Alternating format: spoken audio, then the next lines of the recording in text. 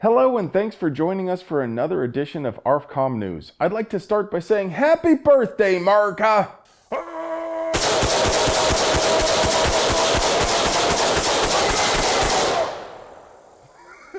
Happy birthday, America! As we slide into our nation's birthday weekend, we hope you get to enjoy time with friends and family. If watching fireworks isn't your preferred method of lighting up the night, we've got an alternative for you. Our first bit of news comes from our sponsor, TNVC. They have released a new product line of COM-spec night vision systems through Night Goggles, Inc. with special introductory pricing during their 4th of July sale. TNVC provided us with a detailed explanation of their new products and pricing with lots of sciencey stuff that was way over my head. If you're interested in the details, you can read them down there in the description, but the important bit is they're able to offer night vision devices at a substantially reduced rate by using intensifier tubes that are not quite mil-spec, but still very good quality. This new commercial spec line of budget night vision devices are intended to offer excellent performance at substantially lower cost. On top of all that, they're launching this new line with an Independence Day sale. The sale price on the PVS 14 style version will be $23.50. If you've never priced modern night vision equipment, that might sound expensive, but if you're familiar with market competitive 3rd gen models, you would probably agree that it's a substantial savings over similar models, and it makes night vision more accessible to those of us with mouths to feed at home. The PVS 14 isn't the only model getting the commercial spec treatment, so head on over to tnvc.com and take a look at everything else they have to offer. The sale is live now and will run through July 13th. We hold these truths to be self-evident, that all men are created equal, that they are endowed by their Creator with certain unalienable rights, that among these are life, liberty, and the pursuit of happiness.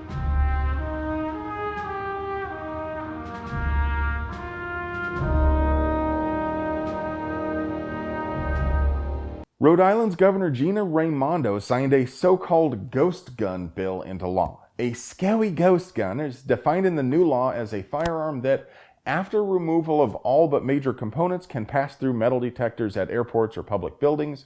Any major component, which wouldn't generate an accurate image on an airport x-ray machine, is manufactured wholly of plastic or fiberglass or through a 3D printing process. And any firearm where the frame or receiver lacks a serial number. I think most people, or at least most people who aren't gun dudes, would find the first part of that to be well-intentioned. I mean, you can't have plastic guns floating around, or some punk can pick up a Glock 7 and walk right through metal detectors, right? Well, sure, except that undetectable firearms have never really been a thing outside of Hollywood and paranoid control freaks' imaginations. They've also been illegal at the federal level since 1988. So this is another one of those political bait and switch cases where they use one idea to sell the bill and average folks are like, OMG, plastic guns sound dangerous, how can that be legal? Not knowing that it already is illegal. But that redundant part gives them the cover they need to get what they really want. The real intent here is to ban homemade guns. I've told you before about how it's always been perfectly legal and super easy to build guns. I mean, it's so easy to make guns at home that I have to be careful even talking about it for fear of getting banned from YouTube.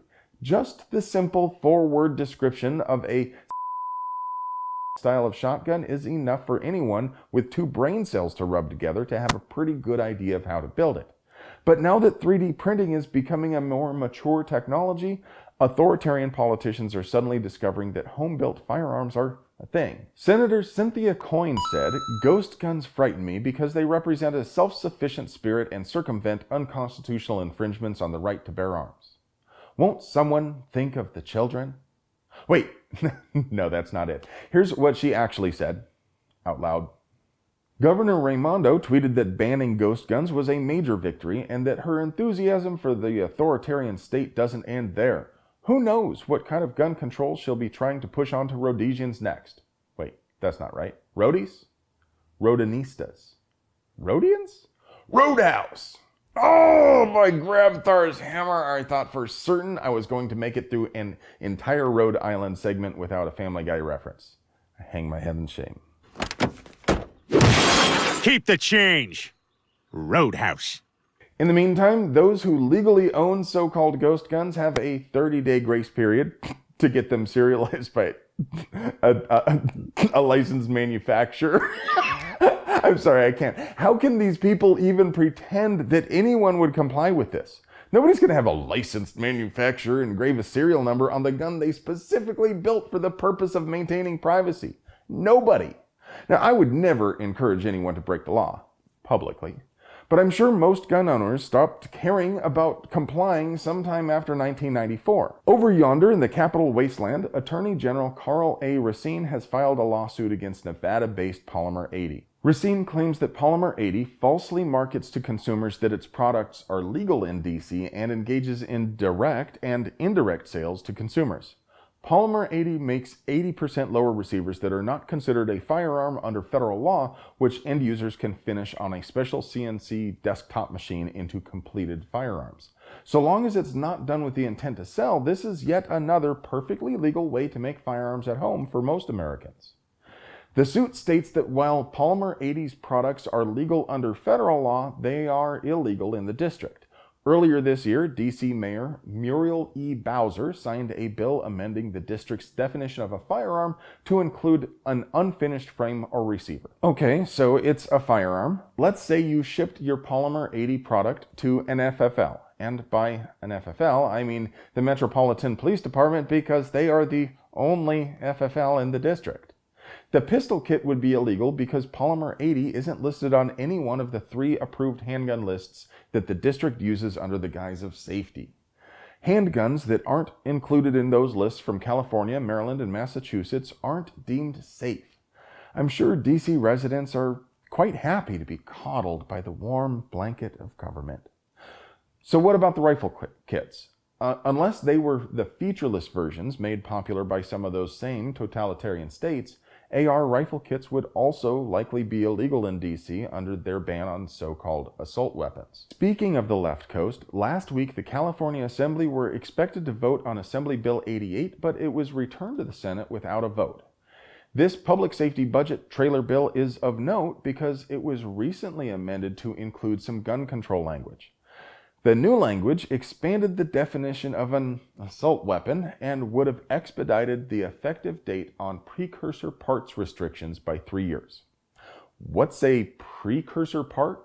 Short answer is an important part like a barrel, slide, upper or lower receiver, or even magazines. Authoritarian control freaks in California took a different tack at infringing on home-built guns than the ineffectual tools in Rhode Island did. At least, you have to give them credit for realizing that banning 3D printed guns isn't likely to have any real impact, but by making it harder to get other parts, they probably expect that they are making it harder to complete the gun.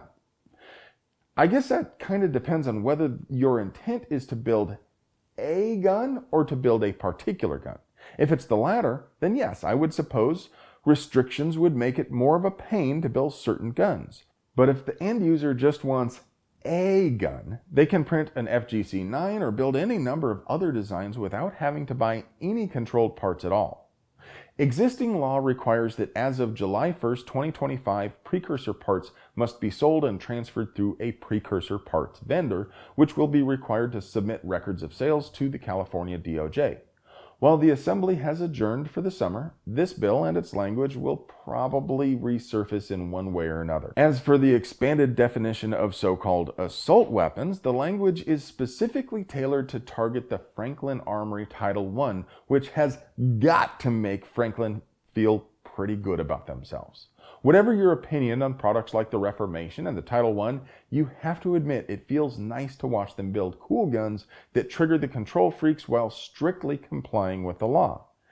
They must have some kind of mutant lawyer engineer savant chained to a wall somewhere to come up with all these ideas. I can't wait to see what happens when they bring the Providence to market, and I hope that I can get my stubby little fingers on one to test. Also of note, last week the California Senate passed SB 914, which adds additional restrictions and requirements for people under 21 to purchase a long gun, and removes restrictions on what the California DOJ can charge to conduct background checks for ammo and precursor parts. In case you haven't been with us for long, in California, buying ammunition requires a background check via a separate state-run system that was haphazardly put together and has an unacceptable failure rate. To make matters worse, they've been using that inaccurate information as a basis for raids. Would you like to know more? Hit the link above for our coverage on that. Now, this is the part of the video that I would normally encourage viewers to call politicians in California and urge them to oppose these bills. But California is a lost cause, so we should all just give up and huddle together in the warm glow of shall-issue government permission slips in a free state like Nevada, right? No, we have to fight all the battles. No quarter. Don't let politicians think that they can pass gun control without a fight just because they live in the land of the fruits and the nuts.